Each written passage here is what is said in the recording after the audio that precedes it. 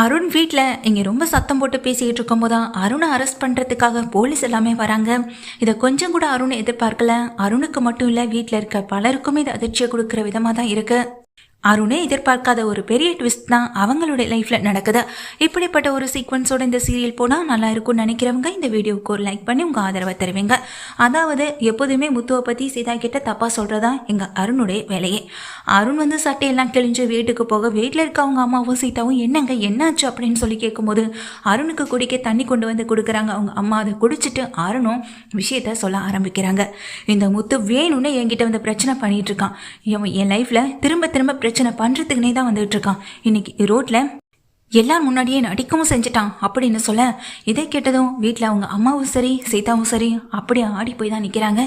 என்ன சொல்கிற அருண் அப்படின்னு அவங்க அம்மா கேட்க, நடந்த விஷயத்த அருண் முன்னுக்கு பின் முரணாவே தான் வீட்டில் இருக்கவங்க கிட்ட சொல்ல, அதை நம்பின அவங்க அம்மாவும் இங்கே அருண் முன்னாடியே சீதாவை திட்டுறாங்க. என்ன சீதா, இது நியாயமே இல்லாத ஒரு விஷயம். எப்போதுமே உங்கள் மாமாவுக்கு இங்கே அருணை பழி வாங்குறதா வேலையா? அவர் வாழ்க்கையை பார்த்துட்டு வாழ தெரியாதா? இப்படிப்பட்ட ஒருத்தருக்கு எதுக்கு இந்த கடவுள் இன்னும் விட்டு வச்சிருக்காருன்னே தெரியல சொல்லும்போது சீதா அதிர்ந்து போய் பார்க்குறாங்க. இங்கே பாரு சீதா, உன் அக்காவுக்காக வேணா நீ பொறுத்து அமைதியாக போகலாம். நான் யாருக்காக பொறுத்து அமைதியாக போகணும்? இந்த விஷயத்த இனி நான் சும்மா விடுறதா இல்லை. இன்றைக்கே உங்கள் வீட்டில் இருக்க உங்கள் மாமாவுக்கு இருக்குது. இதுக்கப்புறமா அவன் என் பிள்ளை பக்கமே தலை வச்சு படுக்க முடியாத அளவுக்கு நானே ஏதாவது செய்கிறேன் அப்படின்னு கோவத்தோட அருணுடைய அம்மா கிளம்ப அருண் தடுத்து நிறுத்துறாங்க. அம்மா, அதுக்கான கூலியை கடவுள் நிச்சயமாக அந்த முத்துவுக்கு கொடுப்பான் அப்படின்னு சொல்ல, ஆமாண்டா, அந்த கடவுள் ஏற்கனவே கூலி தான் கொடுத்துட்டானே அப்படின்னு சொல்கிறாங்க அம்மா. இதெல்லாம் கேட்டு சீதா இங்கே ரொம்ப மோசமாக எதுவுமே பேசாமல் நிற்க, இங்கே பாரு சீதா, உன்னை காயப்படுத்தணும் கஷ்டப்படுத்தணும் எனக்கும் எங்கள் அம்மாவுக்கும் எந்த எண்ணமும் இல்லை. ஆனால் கொஞ்சம் ஏன் நிலைமையில இருந்து யோசிச்சு பாரு. பப்ளிக்கில் எல்லாரும் முன்னாடியும் என் மரியாதையை கெடுற அளவுக்கு அந்த முத்து அடிச்சிருக்கான். நாளை பின்ன எனக்கு அந்த பப்ளிக் முன்னாடி அசிங்கப்படாமல் இருக்க முடியுமா? ஏன்னா நான் அந்த ரோட்டில் தான் நின்று வேலையை பார்க்கணும். வெயிலாக இருந்தாலும் மழையாக இருந்தாலும் கஷ்டப்பட்டு நான் அங்கே தான் நிற்கணும். அப்படி இருக்கும்போது இந்த முத்து பண்ணுறது கொஞ்சமாவது நியாயமா? சாதாரண டிரைவர், அவனுக்கு அவ்வளோ திமிரை இருக்கும்போது அப்போ நான் ஒரு நல்ல வேலையில் நல்ல பொசிஷனில் இருக்கேன். நான் அப்போ என்னுடைய திமிரை காட்டக்கூடாதா அப்படின்னு சொல்லுறாங்க. இங்கே பாருடா அருண், திரும்பவும் அந்த முத்துக்கிட்ட போயிட்டு நீ பிரச்சனை பண்ணிட்டு இருக்க வேண்டாம். நான் சொன்னது போல் அந்த முத்துவுக்கு கடவுளை தண்டனை கொடுக்க தானே செஞ்சுருக்கான்னு சொல்ல, என்னம்மா சொல்கிறீங்கன்னு கேட்க, குழந்தைய பற்றி பேசினதுனால தானே அவனுக்கு இவ்வளோ கோவம் வந்துச்சு. அந்த முத்துவுக்கும் மீனாவுக்கும் கல்யாணம் ஆகி 2 வருஷத்துக்கு மேலே ஆயிடுச்சு. இன்னமும் உங்களுக்கு குழந்தை இல்லைன்னா என்ன காரணம்? எல்லாம் அந்த முத்துவால தான். முத்து பண்ணுற இந்த பொறுக்கித்தனத்தாலையும் பல பேர் அவனுக்கு இந்த மாதிரி சாபம் விட்டதுனாலே தான் அவனுக்கு இன்னும் குழந்தையும் பிறக்காமல் இருக்கு அப்படின்னு அவங்க அம்மா ஒரு வார்த்தையை விட இதை கேட்ட சீதாவால் தாங்கிக்கவே முடியலை. என்ன சீதா, நானும் எங்கள் அம்மாவும் தான் மாறி மாறி பேசிகிட்டு இருக்கோம். ஆனால் நான் அடிபட்டு காயப்பட்டு நின்றுட்டு இருக்கிறதுக்கு நீ கொஞ்சம் கூட கவலைப்படுற மாதிரி தெரியவே இல்லையே சீதா அப்படின்னு சொல்ல, இல்லை அது அப்படின்னு நின்றுட்டே இருக்காங்க. இவளுக்கு எப்போதுமே அவங்க அக்கா அப்புறம் அவங்க குடும்பம் இதை தானடா முக்கியம். நீயும் நானும் இந்த குடும்பமும் அவளுக்கு முக்கியம் இல்லை. ஏன் சீதா, உன் கல்யாணத்துக்கு உன் மாமா பண்ண பிரச்சனையெல்லாம் மறந்து போச்சா என்ன அப்படின்னு சொல்லி அவங்க அம்மா கேட்குறாங்க. சீதாவுக்கு அப்பயுமே இங்கே திருப்பி பேச முடியலை. அப்படியே நின்றுட்டு இருக்கும்போது தான் வீட்டுக்குள்ளே போலீஸ் வராங்க. போலீஸ் உள்ளே உங்களை அரெஸ்ட் பண்ணுறோம் அப்படின்னு சொல்ல, சார் நான் எந்த தப்பும் பண்ணலை சார் அப்படின்னு சொல்ல, எதுவாக இருந்தாலும் ஸ்டேஷனில் பேசிக்கோங்க அப்படின்னு சொல்ல, என்ன சார் என்ன பிரச்சனை, எதுக்கே என் பையனை அரெஸ்ட் பண்ணுறீங்க, யார் கம்ப்ளைண்ட் கொடுத்தது அப்படின்னு சொல்லி கேட்க, தகாத முறையில் பப்ளிக் கிட்டே இவங்க நடந்துக்கிட்டதுனால இவர் மேலே இங்கே கம்ப்ளைண்ட் கொடுக்கப்பட்டிருக்குன்னு சொல்ல, அதான் சார் யார் கம்ப்ளைண்ட் கொடுத்ததுன்னு சொல்லி கேட்குறாங்க. போலீஸ் சீதாவை பார்க்குறாங்க. சீதா உடனேயே இங்கே எல்லாரையுமே பார்த்துட்டு நான் தான் கம்ப்ளைண்ட் பண்ணேன் அப்படின்னு சொல்லும்போதும் அருணுக்கும் சரி அவங்க அம்மாவுக்கு பேரதிர்ச்சியை கொடுக்குது. சீதா நீயா அப்படின்னு சொல்லி கேட்க, நான் தான் கம்ப்ளைண்ட் பண்ணினேன் அப்படின்னு சொல்கிறாங்க. என்ன சீதா, இது தப்பு பண்ணது உங்கள் மாமா, அவரை போய் நீ கேள்வி கேட்காம கட்டின புருஷன் மேலே கம்ப்ளைண்ட் கொடுத்துட்டு இங்கே சாதாரணமாக நின்றுட்டுருக்க அப்படின்னு சொல்ல, மாமா தப்பு பண்ணியிருக்காருன்னா அப்போ அந்த தப்பை செய்கிறதுக்கு தூண்டினது ஏன் புருஷன் தானே. அப்போ சொல்லப்போனால் இவர் மேலே தானே தப்பு இருக்குது. யாரையும் மரியாதை குறைவாகவும் அவங்க பர்சனல் விஷயத்தை பற்றியும் பொது இடங்களில் பேசுகிறது தப்பு தானே. அந்த தவறான ஒரு விஷயத்தை தானே இப்போ இவர் பண்ணியிருக்காரு அப்படின்னு சொல்கிறாங்க.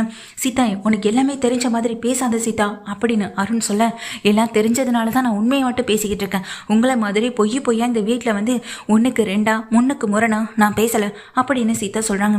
சார் இவரை அரெஸ்ட் பண்ணுங்க, அந்த இடத்துல கண்ணால் பார்த்த சாட்சி நான் இருக்கேன் அப்படின்னு சொல்கிறாங்க. சீதா சொன்னது எதுவுமே புரியலை. அங்கே பிரச்சனை நடந்துகிட்ட அதே நேரத்தில் தான் நான் ஒரு கிளைண்ட்டை மீட் பண்ணுறதுக்காக வந்தேன். அங்கே நடந்த பிரச்சனையை தெரியும், அங்கே விசாரித்து பார்த்தபோது யார் மேலே தப்பு இருக்குன்னு தெரியும் அப்படின்னு சீதா சொல்கிறாங்க. சீதா சொன்ன விஷயத்தை கேட்டதுக்கு பிறகு அருண் அப்படியே முறைச்சி பார்த்தபடி அந்த போலீஸ் வந்துட்டு அருணை கைது பண்ணிட்டு வீட்டை விட்டு வெளியே போக சீதா அப்படியே நின்றுட்டு இருக்காங்க. ஸ்டேஷனுக்கு போனதுக்கு பிறகு அவங்க அம்மா தான் ஓடி போகிறாங்க. கூடவே சீதாவும் அங்கே தான் இருக்காங்க.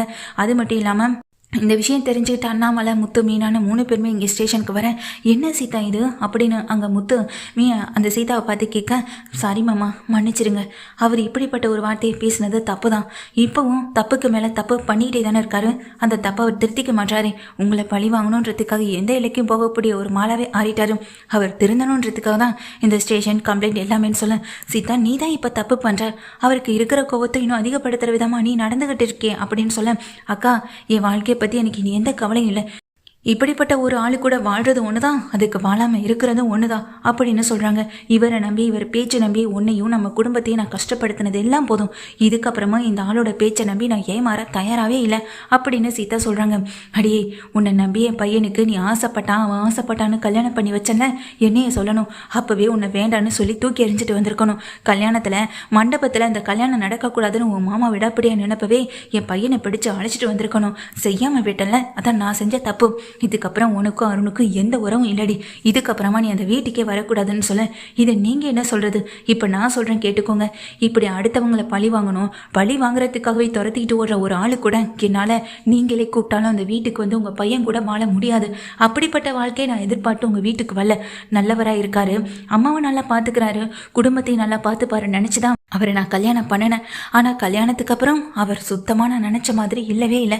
என் மாமாவை பழி வாங்குறதுக்காக தான் நான் கல்யாணம் பண்ணியிருக்காருன்னு தோணுற அளவுக்கு இவர் நடந்துக்கவும் செஞ்சுட்டாரு. இப்படிப்பட்ட ஒருத்தர் கூட நீங்கள் இல்லை. யார் சொன்னாலும் என்னால் வாழவே முடியாது. இப்போ சொல்கிறேன் கேட்டுக்கோங்க, அருண் எனக்கு வேண்டாம் அப்படின்னு சொல்கிறாங்க. இதை கேட்டால் அருண் அப்படியே அதிர்ந்து போயிட்டு சீதாவை பார்க்க, சீதா என்ன சீதா இது, மற்றவங்க ஏதேதோ சொல்கிறாங்கன்னா அதுக்காக நீ என் வாழ்க்கையை விட்டு போயிடுவேன்னு சொல்ல, உண்மையிலே உங்களுக்கு என் மேலேயும் என் குடும்பத்து மேலேயும் உண்மையான அன்பு, பாசம், அக்கறை எல்லாமே இருந்துச்சுன்னா எப்பவும் நான் சொன்ன விஷயத்துக்கு நீங்கள் கேட்டு நடந்திருக்கணும். ஆனால் அப்போவே அதெல்லாம் ஒன்றும் இல்லாத விஷயம்னு தூக்கி போட்டுட்டு போய் பின்னாடி நான் என்ன விஷயத்த செய்யக்கூடாதுன்னு சொல்கிறனோ அதைத்தானே செஞ்சிட்ருக்கீங்க. மாமாவை கஷ்டப்படுத்தணும், மாமாவை எப்படியாவது அசிங்கப்படுத்தணும், தனக்கு கீழே தான் அவர் இருக்கணும்னு நீங்கள் நினைக்கிறது தப்பான ஒரு விஷயம் தானே அருண். அது உங்களுக்கு தலைக்கேறின போத மாதிரி ஆயிடுச்சு. அப்படித்தானே நீங்கள் படித்து நல்ல நிலைமையில நல்ல வேலையில் இருக்கீங்க. அதுக்காக யாரை வேணாலும் கேவலப்படுத்தலாம். அந்த அளவுக்கு இறங்கி நீங்கள் இந்த அளவுக்கு செய்யும்போது என் மாமா எப்போதுமே உயர்ந்த இடத்துல தான் இருக்காரு. நீங்கள் அவரை அவமதித்த விதத்துக்கு அவர் தான் உங்கள் மேலே கம்ப்ளைண்ட் கொடுத்துருக்கணும். நான் கூட உங்கள் மேலே கம்ப்ளைண்ட் கொடுத்தது தப்போன்னு ஒரு யோசனையில தான் வீட்டில் இருந்துகிட்டு இருந்தேன். ஆனால் நடக்காத விஷயத்தையெல்லாம் நடந்த மாதிரி வீட்டில் சொல்லும்போது அப்போ தான் எனக்கே தோணுச்சு, கரெக்டாக தான் கம்ப்ளைண்ட் கொடுத்துருக்கோம் அப்படின்னு சீதா வீட்டில் அங்கே ஸ்டேஷனில் எல்லாரும் முன்னாடி சொல்லவும் செய்ய, சீதா நீ சொல்கிறது நான் கேளு சீதா அப்படின்னு முத்து கெஞ்சுறாங்க. மாமா, இதுக்கப்புறமும் நீங்கள் யாருக்காகவும் பார்க்க வேண்டாம், எனக்காகவும் பார்க்க வேண்டாம். தப்புனா தப்பு, அதை நீங்கள் எடுத்து தாராளமாக செய்யுங்க மாமா அப்படின்னு சொல்கிறாங்க. எங்கள் சீதாவும் இதெல்லாம் கேட்டால் அருண் அம்மாவும் கோவத்தோட எங்கள் சீதாவை பார்க்க, உங்களை ஒரு அம்மாவாக நினச்சேன், ஆனால் நீங்கள் என் அக்காவையும் மாமாவையும் பற்றி கேவலமாக பேசினதை கேட்டு இதுக்கப்புறமும் உங்களை என்றைக்கும் சரி, உங்களையும் சரி, உங்கள் பையனையும் சரி நான் மன்னிக்க போகிறதே இல்லை. குழந்தை விஷயத்தை வச்சு எவ்வளோ கேவலப்படுத்தணுமோ அந்த அளவுக்கு கேவலப்படுத்துறீங்களே. இதுக்கப்புறம் உங்கள் பையனுடைய வாழ்க்கையும் நீங்கள் கொஞ்சம் யோசிச்சு பேசியிருந்திருக்கலாம் அப்படின்ற மாதிரி இங்கே சீதா அவங்க அம்மாவையும் அருணையும் திட்ட தான் செய்கிறாங்க. சீதா எடுத்த அந்த முடிவை நினச்சி மீனா, முத்து, அப்புறம் அண்ணாமலைன்னு எல்லாருமே வருத்தப்படவும் செய்கிறாங்க. அப்போது அண்ணாமலை அருண் அம்மாவை பார்த்து இங்கே ஒரு விஷயத்த சொல்கிறாங்க. அம்மா, எனக்கு ஒன்றும் இந்த விஷயத்தை பெருசுப்படுத்தி பார்க்கணுன்னு எந்த ஆசையும் இல்லை. அன்னைக்கு கூட தப்பு நடந்ததுக்கு நான் முத்துவை தான் அடித்தேன். நடந்த விஷயம் தெரிஞ்சதுக்கு பிறகு தான் நான் ரொம்ப வருத்தப்பட்டேன். இங்கே அருண் மேலே தப்பு இல்லைன்னு சொல்ல முடியாது. முதல்ல உங்கள் பையனுடைய கோவத்தை கண்ட்ரோல் பண்ணி வைங்க. முத்து தான் எப்போதுமே கோவக்காரன்னு பார்த்து, ஆனால் அவனை விட ஒரு கோவக்காரனா இப்போ உங்கள் பையனை பார்க்குறேன். இது அவங்க வாழ்க்கையவே அழிக்கும். எங்கள் வீட்டுக்கு மீனா வந்தாலும் அப்போதிலேருந்து முத்து நல்ல மாதிரியே மாற ஆரம்பிச்சிட்டான். சீதாவும் இங்கே அருண் வாழ்க்கையில் இருந்தால் எல்லாம் மாறும்னு ஒரு நம்பிக்கை எனக்கு இருக்குது. ஆனால் சீதா இப்படிப்பட்ட ஒரு முடிவை எடுப்பாங்கன்னு நானும் எதிர்பார்க்கல, வீட்டில் இருக்க யாரும் எதிர்பார்க்கல. தயவு செஞ்சு நீங்கள் செஞ்ச தப்பை மறந்துட்டு சீதாவை கூட்டிகிட்டு உங்கள் வீட்டுக்கு போங்க, அதுதான் எல்லாருக்கும் நல்லதுன்னு அண்ணாமலை சொல்லிட்டு இங்கே முத்துவையும் மீனாவையும் பார்க்க. ஆனால் சீதா அதுக்கு முன்னாடி அங்கேருந்து கிளம்பி வெளியே போயிடுறாங்க. எல்லாரும் வெளியே வந்து சீதாவை சமாதானப்படுத்துகிறாங்க. ஆனால் சீதா சமாதானம் ஆகிற மாதிரி தெரியல. அக்கா, என் வாழ்க்கை இப்படி தானே நான் வாழ்ந்துட்டு போகிறேன். தயவு செஞ்சு அந்த ஆளு கூட சேர்ந்து வாழ சொல்லி என்னை கட்டாயப்படுத்தாதீங்க, இல்லைன்னா நான் எங்கேயாவது போயிடுவேன்னு சொல்லி சீதா மிரட்டுறாங்க. இதனால் வேறு வழி இல்லாத மீனா முத்து இவங்க 2 பேரும் சீதாவை அங்கே வீட்டுக்கு கூட்டிகிட்டு போகவும் செய்கிறாங்க. ஸோ இந்த மாதிரியான சீக்வன்ஸோட அருணுக்கு சரியான தண்டனை கிடைச்சா நல்லாயிருக்கும்னு நினைக்கிறவங்க இந்த வீடியோவுக்கு ஒரு லைக் பண்ணி ஆதரவை தெரிவிங்க.